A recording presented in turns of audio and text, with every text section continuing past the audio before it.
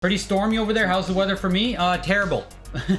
It's thunder and tornado warning. So I mean, hey, we'll see if we can get through this whole auction without losing power. Welcome back to another Heritage Live Weekly, everyone. Every Tuesday, 8 p.m. Central Time, 9 p.m. Eastern Time, we watch the auctions and cover the market. Even if you don't like anything going on with WATA, Heritage, all of that stuff, I still need to watch the market and see what's going on because this is my life. I put everything into this, so we are going to continue doing this every week, and we can discuss what's taking place. If you'd like to discuss it, feel free to join us every Tuesday. You know, I wish I could give more commentary on Atari games, but you can see here that the notion that they're all worthless isn't proper.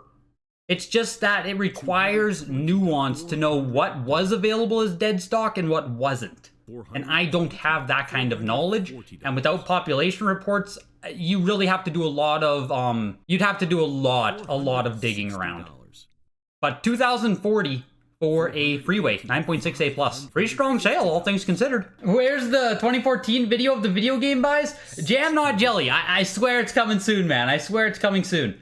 The issue is that we got hit with this Carl video, so my whole content has been thrown in a whack. Did Atari Age have that information? Keith William, if you were to go and browse the Atari Age forums, I'm sure you could put together a lot of information about what Atari games are and are not factory case fresh, or which variants are more rare than other ones. I never had a personal interest in Atari. I only ever collected it very loosely, so I didn't spend a ton of time studying the market. You know, if you want to get into this before population reports, if you want to try and speculate on Atari, if you just want to try and collect Atari, a lot of stuff does go very cheap here, like 99 bucks there for that one. This Atari lot's exploding. Jesus Christ, 840 for the Frogger, 276 for G.I. Joe. Gravatar sold for, okay, Gravatar's the 99, but there are a lot of cheap Atari games, and there are ones that are genuinely rare. The issue is, I can't tell you which ones. You don't understand why people care so much about 5 games majority of the people in the market can never afford. There is a lot of emphasis on the highest end. I agree with you, Costa. If you just look at the actual, you know, the 100% of the, or 90% of the market that isn't the extreme high end, stuff isn't that crazy that's going on. There's still hundreds and hundreds of factory sealed games that sell for fuck all. But a lot of the emphasis and attention goes to the highest end, which I get it. The highest end generally does drag up consumer confidence and make people believe in the market. But there's still a lot of the market that is unoptimized, let's say, unexplored. There's a lot of still deals, if you want to call it, or entry points and stuff like that. Here's another Atari Mario Bros, which you've actually been seeing quite a few of. But always make sure that, you know, you're seeing Atari Mario Bros come up, and a lot of the wider market is making this same mistake as well, where, okay, we're seeing Mario Bros come up a lot in the weekly auctions, but we're seeing 7.0s, we're seeing 8.5s, we're seeing, you know, B+ seal ratings.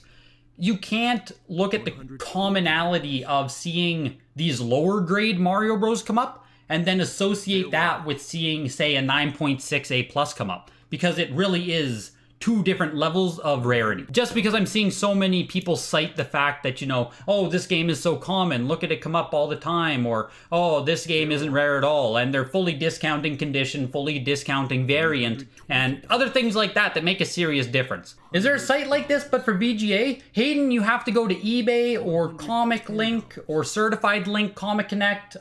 There are different auction houses that offer it. Golden Auctions is joining right away here.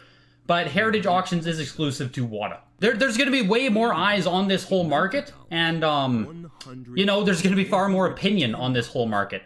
And hopefully everyone doesn't look at what, like, there's the bad stuff going on, right? The shady characters, manipulation, ethics, all that stuff. Maybe even illegal stuff. But that doesn't encompass what the entire graded and sealed hobby is. Yeah, I saw that. Am I still live? $38. You guys might have saw it in the camera there. I just had a power flicker. I do have an extreme weather warning, so if we don't make it through the entire auction, just know that I'm going down with the ship. Hi, just asking, is this new, like NFTs and crypto? Brycep, it depends if you have been in this market at all. you know, sealed game collecting, I've been doing it since 2011. There are people older than me who have been doing it since 2002-ish. You know, the guy who sold the sticker seal Mario originally for 100,000, I think he acquired it back in 02 or 04. So there have been people doing this for a long time, but all this attention on it and all this, all the mainstream attention and price action at these high amounts is new. But the hobby itself is not new. It's always been niche, but there's always been people in it. Here's Adventure Island 3, a later release NES game, always been uncommon as a cartridge and, you know, complete in box. 9.6A plus, recently sold a 9.8 for more than 10K. I'm not surprised to hear that. I would expect this one here, though, to, you know, go 5,000-6,000. Just based on how popular the Adventure Island 3 franchise is. Or Adventure Island franchise, I mean, sorry. We shall see what happens here. This is interesting. Fair warning. Look at this. Yeah, I have this sitting right beside me, actually. My complete in box copy. $60. So Adventure Island, $3,600. I am just going to comp this quick, if there have been any other ones. 9.8A plus 10,000, 9.6A plus 2,200 back in 2019. So since 2019, it actually hasn't moved that much, which is crazy. Which just shows that, you know, emphasis on the games that used to be super collectible, emphasis has just so greatly moved towards the biggest, most popular, most recognizable franchises. And poor games like Adventure Island 3 just kind of get left behind. This is a complete in-box, hang tab early print Commando in 9.4 condition, which is, realistically, that's pretty impossible on Commando. Getting any of these hang tab games, early Capcom hang tab games with hang tab in 9.4 condition, extremely tall ask. That's just like, that's basically as mint as you can hope to get. I don't know if any of you guys chase after early hang tab variants, but this is what I'm talking about when we say discounting variation in the video game world. You can't compare this Commando to any other variant of Commando. You have to look at only hang tab prints. But spreading that information and, you know, educating a whole bunch of people on that is a lot more difficult than it is with Pokemon and stuff, where you can just look for an easy little first edition symbol. $1,000 for the 9.4 Commando. Crazy. What the hell is this? No Rev A round. This is not a hang tab edition of the game. 7.5. You know, when I first saw this explode, I thought this must be a hang tab version. We'll check if there are any kind of comps on this. I doubt there are. There can't be. But it's only 7.5 still. So just know, even for people who follow this shit every day, every week, you know, with these auctions, you don't know what's gonna pop any given week. It's, you know, is it not educated buyers? Is it people who think they know more than other people? Is this mass speculation? Is it bullshit? Fair warning. At times like this, I honestly don't know. You know, Donkey Kong there just went for $12,000 as a complete in box. It is a 5-screw cartridge. Oh, it's a gloss sticker. Sorry, guys. Sorry, it was a fucking gloss sticker. So their thing here is completely wrong. Their write-up. This is a gloss sticker seal Donkey Kong. That makes a lot more sense. If you look up here, you can see there's a little sticker here. That means it's from 1986. It's from basically the second run of games Nintendo ever did. Finding gloss stickers of these early games is incredibly difficult. 7.5 is actually pretty good condition. You see how my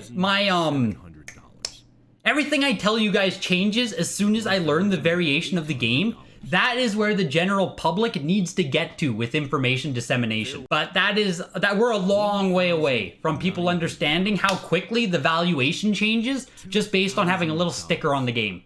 So $12,000, I don't know now. At least it makes a little more sense. Still seems strong, but there's a little more sense there. It's why right here again, we're seeing a matte sticker seal. They actually disclosed it on this one properly. So on the Duck Hunt, there's the matte sticker is even earlier. So this sticker that we're looking at has a variation. This is a matte sticker. There's also a gloss sticker. The gloss sticker comes after the matte sticker. Matte stickers are 1985 test run games. Gloss stickers are the next year when they still did not use plastic wrap on the games. This was the only seal on the game. There's no such thing as cellophane on it. Duck Hunt selling for $2,200 as a 7.5 matte sticker? Sure, makes sense. Go find yourself a matte sticker dunk hunt. You're gonna have a hell of a time. You're gonna have a hell of a time finding one in decent condition. 12,000 for Donkey Kong? I don't know. That's crazy. And that right here was no Rev A round. Is this a sticker seal too? Did they screw up this one? Just a no Rev A round. So no sticker, no hang tab, I don't believe either, and you can see 252 bucks. As soon as you get into these games that have massive variations, the price swings are also going to be massive. Don't worry, I'll try to make videos eventually covering it all. When you guys pull up a large image on Heritage, can you see the difference between 9294 versus 9698? There's one of each for Pokemon Ruby and couldn't find the difference in box quality. The issue, Paul, is Heritage's pictures are honestly incomplete. Like if I click on this Marble Madness, right? All I get is the front and back. There is this side of the box I cannot see at all. This side of the box I cannot see at all. This side of the box I cannot see at all. Even light surface area creases, dings, dents, especially when we're talking 9.2 versus 9.4, these pictures will never allow you to see micro variations in box condition, unfortunately. So just keep that in mind. Heritage's pictures are really nice, but they really should show all sides, given that boxes have 6 sides to them. Johnny Ultimate, if you're searching for black box games specifically, WATA did make a beautiful guide on how to differentiate variants of at least the black box games, which will teach you a lot about variants within all things. We just got hail, boys. The hail is falling. Yes, I am in Canada. Yes, I am bringing you this report during a hailstorm. But the news must go on. $320. I don't know if you guys can hear the hail. It's actually insane. Marble Madness selling for $840. Kickle Cubicle 9.4A. $40. $360. So here's Tyson, right? We just talked about the black box variants. Now the thing is, when we start talking about variants again, specific games have their own specific variants. And this is what makes it so hard to get this information out to everybody. So on Tyson, right, we're looking at this game. Right on the front of it, you can see these white bullets, right? These bullets here are white. Boom, boom, boom. That signifies a first print on Mike Tyson's Punch-Out. You will not find these white bullets on any other variation of this game. That is specific to Mike Tyson's Punch-Out. There are some variations which are universal across prints of NES games, and some variants that are game-specific, which is why it gets so hard for people to understand what exactly is being bid on, because if you've never dove into the world of variations, or maybe you just don't even give a shit about it, right? You just want a Mike Tyson's Punch-Out, then you don't care that this is a first print of the game. But if you're doing that, you know, the more speculative or even just the more deeper intensive collecting in this hobby, you might chase after a little nuance such as this. Yeah, by nature, grading is subjective, so you could also always look at a game and see that, you know, 3,800 for Tyson. Sorry, I'll get back to that comment later. This seems very strong for a white bullet. We had orange bullet sell for 600, white bullet 7.5, 1,300.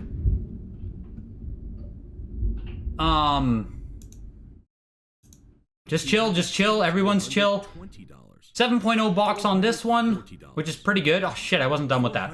But it looked like the last price action we had there was actually $3,800. Or $1,300 right here for a 7.5. $550. There was a white bullet 7 for 1,000. Yeah, this sold super strong tonight. It's crazy. It almost seems like with Carl's video, there's more eyes on the auctions. Like, there's some strong price action tonight already, guys. Crazy, crazy, crazy. Here's another hang tab Capcom game. Does every Capcom game have a hang tab version? Absolutely not. Do some of them have hang tab versions? Absolutely. Which ones? Well, they have to be released before November 1987. You know, hang tabs are another one of the universal variants within the collecting, where if your game was released early enough, there's a good chance there'll be a hang tab. There's a good chance there'll be a hang tab variant!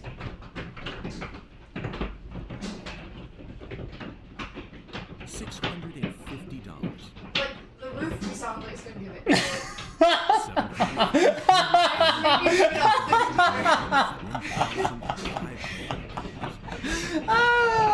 It's actually fucked! What's it hitting? Everything.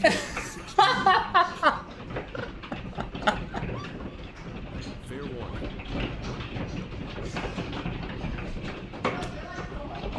Are they? Okay, just 1 second, guys. I'm gonna go get a picture of this because this is fucking insane. Just give me a second. Okay, boys. Whew. Just went and got a look of everything. Can confirm the hail is a little bit smaller than a golf ball right now. RBI Baseball for $3,300. Finding the Circle Seal version of RBI Baseball is very, very hard. $3,300 for it. Johnny Ultimate, cars in the garage. But you know what? You know what the funniest thing is, you guys? I already bought a car with hail damage. Can't get hail damage if your car's already hail damaged. We got the Mario Bros here. My personal estimation is somewhere in the 75,000 range. Oh man, we're already at 84. Never mind. Fuck my estimation. At this point, I guess we're just gonna near 100,000. So we're seeing the Mario Bros though move past 100,000. Is it right on 100,000 right now? I think it is. 2,000. 99? 102,000 there for the 9.4A. This is an 8.5B plus. Again, oval seal here. These are universal revisions. How I said, RBI Baseball had a circle seal. Later releases of games will have oval seals, but some games were released before the swap. So that's the type of stuff you need to know. It's why we see this Mario Bros here sell for 102,000 versus the one that sells for 2 million. They are incredibly different than each other. This game and the one that sold for 2 million, the only thing they have in common is Mario on the front. But I don't think people are going to complain or even associate a first edition Charizard from any random Charizard. There's a lot of nuance. I'm not saying 2 million is justified, but I'm saying you have to understand the nuance people are chasing in the hobby. Are there hang tab versions for GameCube and Wii as well? No, there are not, Trevor. When you get to other systems, the variations differ into what means first print, what means later print. Hang tabs, circle seals, all that stuff is NES specific variations. Here's another matte sticker on Wrecking Crew, another 1985 release game. You can see again on it, you have the little sticker here. And yeah, even though it's not in the best condition, people want to collect this type of variations, right? It's one thing to just go buy a complete in-box Wrecking Crew. It's a completely different challenge and collecting to try and get a first print test market Wrecking Crew. It just is what it is. Just is what it is. Do I think in general Golden will undersell Heritage, and if so, is it by an inch or a mile? I think they'll probably undersell Heritage to begin with, yes. I don't think it's going to be by a mile, though. Captain Novolin, 9.0A. $504 for Captain Novolin is actually like a pretty good deal if you consider what the complete in box sells for. Clay Fighter 2, C2, 870. And here's FIFA International Soccer, where... What do they have to say about it? First time they've offered it. First game in the FIFA series. Oh, baby, get ready. Get ready for some bidding action, boys. Anytime you can say first blank in the blank... That's a good story. $3,800 for the FIFA International. Crazy. Crazy. These are always the hardest ones for me to understand just from so many years of doing this. The sports titles were always overlooked. And now all of a sudden there's been a huge shift in demand, right? Demand just shifted so much towards these games being cool and having their own story that, you know, $3,800 for FIFA International. It's crazy. Crazy to see. 8.5A Rattata print. I think we are seeing action around 10,000 for this in past ones of Rattata print 8.5-ish. Pokemon Red is routinely outselling every other Pokemon game around this condition, except for maybe Crystal. What did we just see there? $7,800.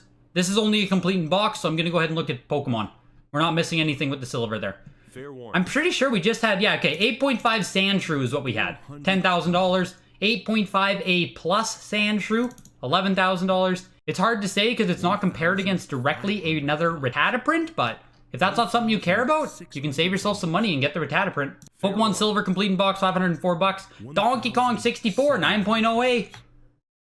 Which, it's the first appearance of no style, for those who are wondering.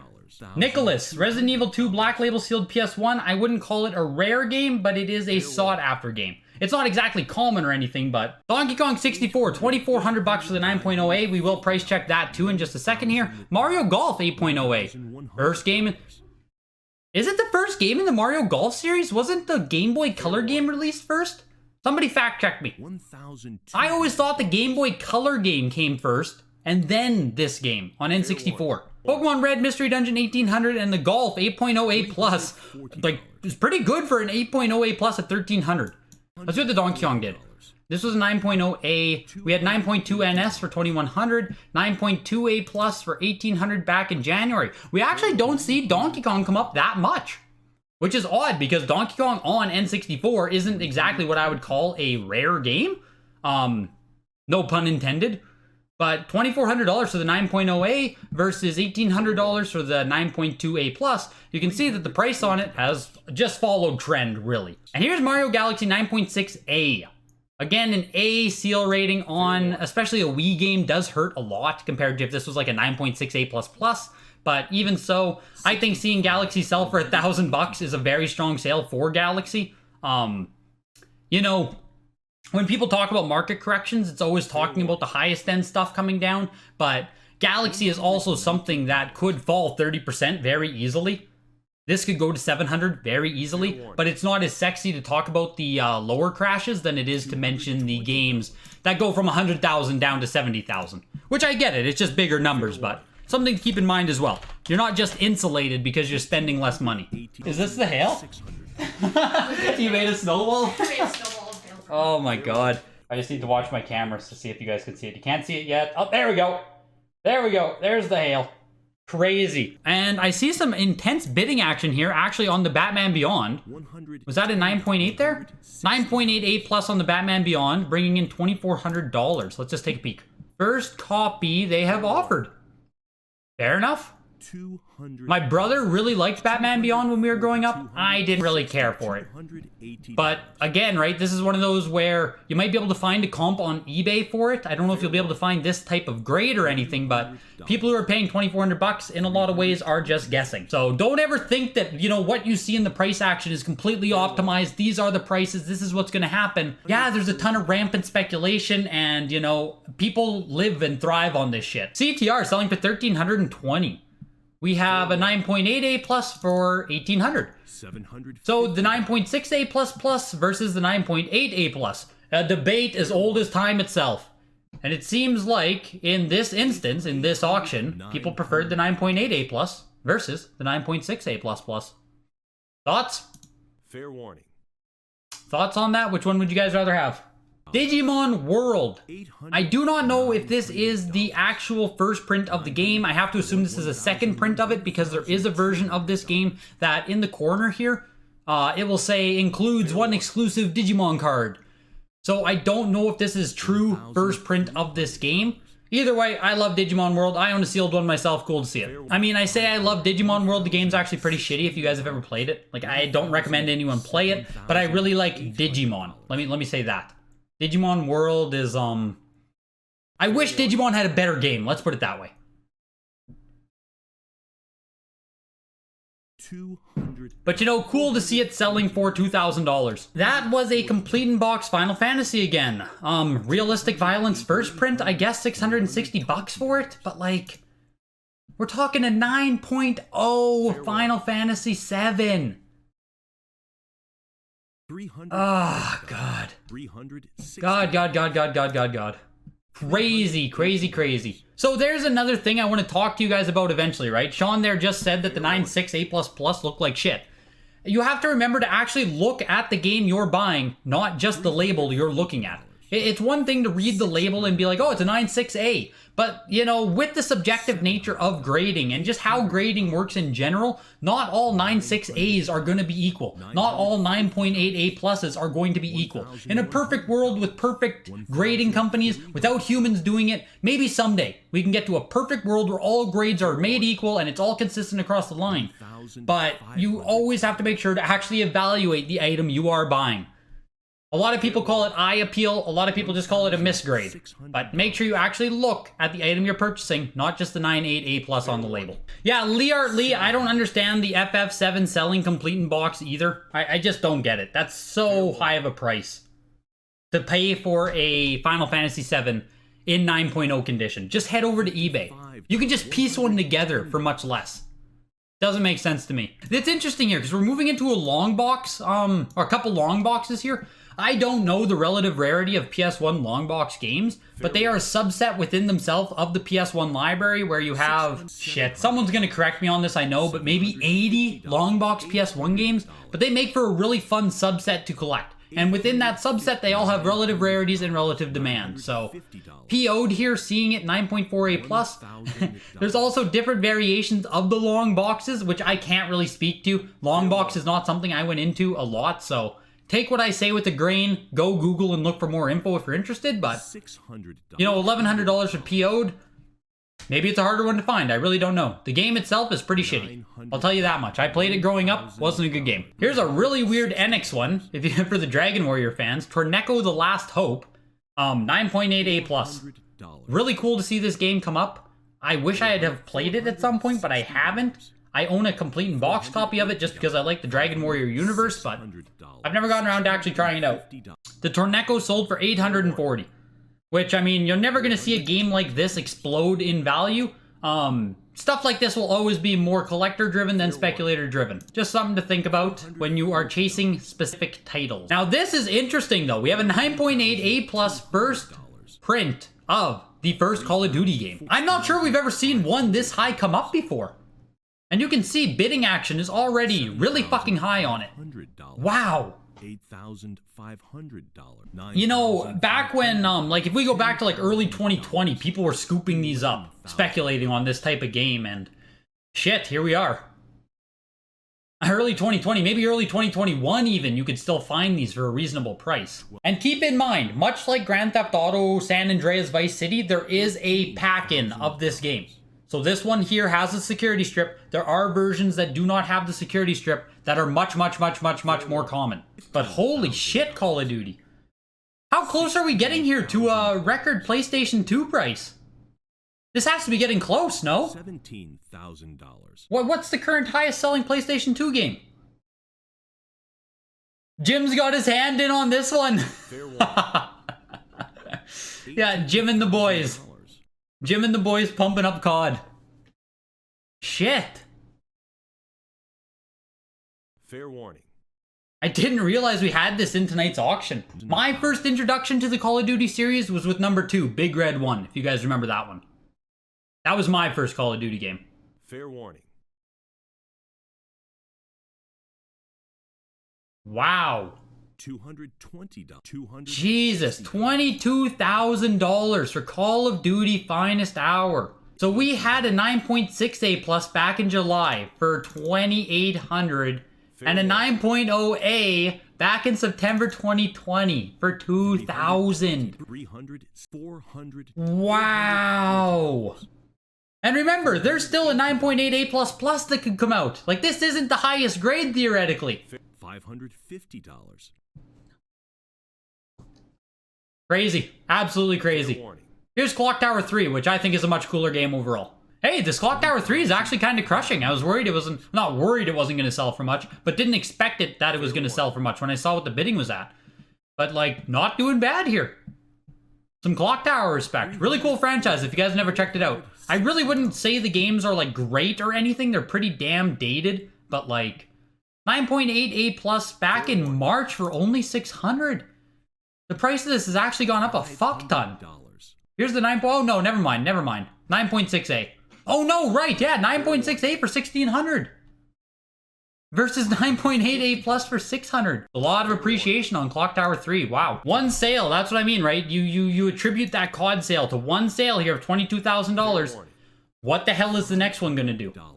But a lot of people will see this sale now and react upon it.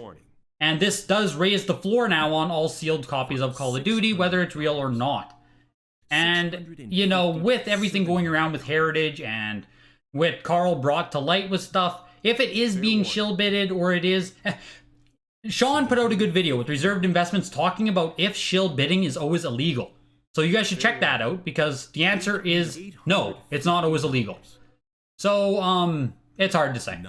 Hard to say. We'll see if the buyer comes forth with it. Can you really compare vintage games to vintage cards, as more often old games were just thrown into warehouses and had such high print runs versus something like MTG Alpha sets were many open to play? Night Issy. If you're talking about like MTG Alpha versus Mario Bros. Test Market or NES Test Market, then absolutely, they're a one-to-one comparison. They were never meant to be kept. They were never meant to be thrown in a warehouse. None of those Test Market games ever had any reason or even a high print run to to stay sealed in those conditions or to stay in good conditions. So there's more nuance to that discussion than simply saying, can we compare them to old cards and stuff? Because you have to look at that games in the 80s also didn't have any intrinsic reason to stay sealed. That the whole collecting and sealed mentality is, in my opinion, from what I saw, really started with the Wii U era of games, where people were buying them brand new off the shelf to start a sealed Wii U collection. That's the first time I really noticed it happening. And sorry there, I was chatting for the last few, and I know we had some interesting ones. We had Rocky, 9.88 plus, selling for $1,200. Mike Tyson's Punch-Out, or Boxing, sorry, not Punch-Out, $1,000 on Xbox. Obi-Wan, $1,000 on Xbox. BioShock, $1,000 on Xbox 360. And like always, we end with Deadpool. But absolutely insane auctions today. If you guys like what this stream was, I encourage you to join next week. We can talk about things. If you have anything you want to come say, come discuss, come talk about, I'm open to any kind of discourse. And I hope to see you guys next Tuesday.